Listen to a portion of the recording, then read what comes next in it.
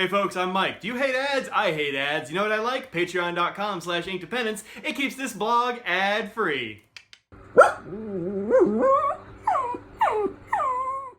Hello folks, welcome to Inkdependence.com. Today we're going to take a look at something I don't usually do, and that is an ink that is very hard to get a hold of. Maybe you can't even. This is going to be Sailor's Red Brown. This is an ink that used to be sold in the regular old Sailor bottles.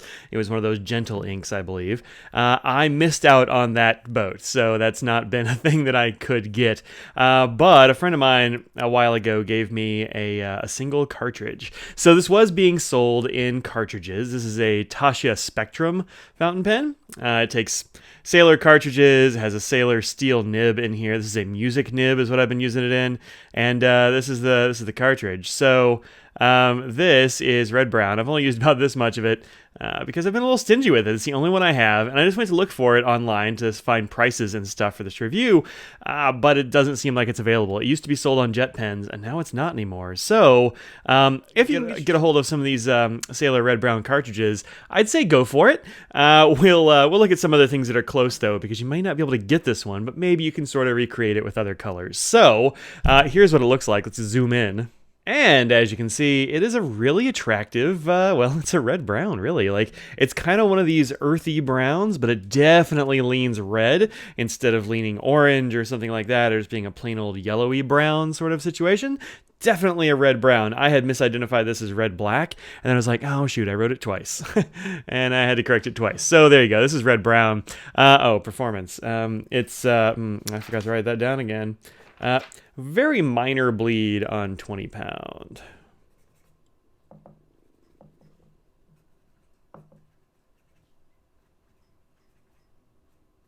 There we go.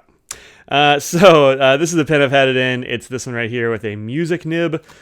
Fairly large stub is what these music nibs really are from Sailor. And the flow has been great. It's a little bit wet. It's not crazy. It never has a problem with starting up.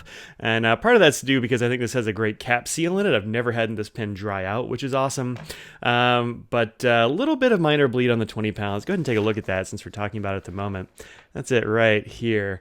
A little bit of spread as well, I believe, from this music stub. Let's say Tasha Pinnacle. And then on the back, it's this line right here. And you see, really, you get these little dots where you pause. But keep in mind, this is a pretty wet nib. So you're going to get that kind of thing with most inks, I think. And in fact, as you look at this page, like everything I've been reviewing lately has a little bit of bleed to it. Maybe this paper is just extra crappy right now. This is 30% recycled 20 pound, regular old Staples copy paper, so nothing special there. Qualities for this ink, shading. It does a little bit of shading. There's no sheen that I could detect. You'll see it gets dark around where it pools or whatever at the edges, but no shine to that at all. It's just going to be solid color and just a little bit of shading. So pretty nice stuff.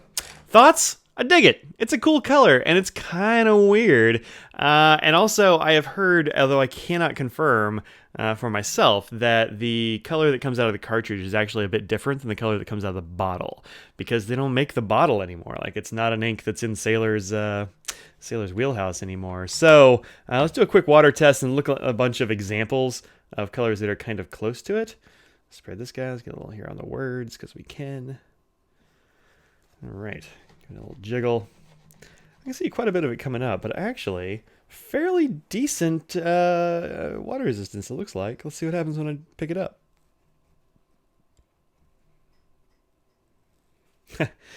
Nail polish there is the same. Just trying one out for color consistency on another project. This is what's left over, and it looks like the brown kind of comes up, but the red sticks around. So that's interesting, like a little bit of a pinkish stuff there, but works out just fine. No problems there. It seems like I'm gonna call this like mild water resistance because like there's plenty left behind. All right, let's look at this on a couple of other papers right quick, and then take a look at. Nope.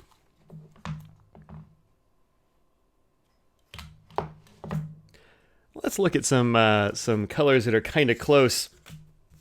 Here we have Red Brown. This is, of course, on a Colodex card, my current favorite. I couldn't find where I had done this on a smaller card, and also I didn't write it down in any of my other ink journals. So like, it's not on the wheat straw paper, it's not on the Tomoe River.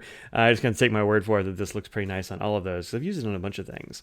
So let's look at another ink you really can't get right now. This is KWZ's Meet Me in St. Louis. This might become a regular color from KWZ, but it is definitely yellower. As you can see there, more golden looking than it is red-brown. Tasha Cha, which you definitely can get your hands on, is much more straight up brown than this one. This does like lean a little bit in the red direction, I think, but not nearly as far as Sailor Red Brown, so that's not really a copy. Monteverde's Copper Noir, fairly close, although more red. So we've got more yellow, we've got more brown, we've got more red. Nothing really the same here. I've also got Diamine's Blood Orange. Again, way more red than this one. Just about as much orange, but way more red. Then we have here Monteverde Fire Opal, which I think is actually reasonably close. This is definitely more brown. It's got more of a yellow tint to it than this one does. Then we've got Cult Pen's Deep Dark Orange, which is a beautiful color, but far more orange. Then we've got here Colorverse Tango, which is a combination with the Coloro 88 with Colorverse, and that's the Opus Coloro 88. And this, again, is much more red. Now here's one that looks almost the same. It's a little on the expensive side, perhaps, but this is very, very close. This is Ackerman's number 9, Stierun van Vermeer. Red Stone from their Dutch Masters collection. So I would maybe check that one out. If you really like this red-brown color, but you'd really like to also hit this, be able to get it, then yeah, check yourself out some Ackerman number 9. You'll probably be able to find that in lots of American dealers as well as P.W. Ackerman over in Netherlands. But this is about as close as it gets from this collection that I have of red, brown, and orange inks. Nothing else is quite the same, but this one, pretty darn close. All right, so that has been Sailor's Red Brown. Definitely take a look at that one if you ever get a chance. If you see it online, snap up some. It was not terribly expensive when it was like a 2-cartridge pack, but they've taken down the price, so I actually don't know how much it costs. But anyway, if you can find this, get you some. I don't generally review inks that you can't get your hands on, but in this case, I'd already written the review when I realized you couldn't get your hands on it, so that's what happened there. All right, I'll see y'all later. Peace out.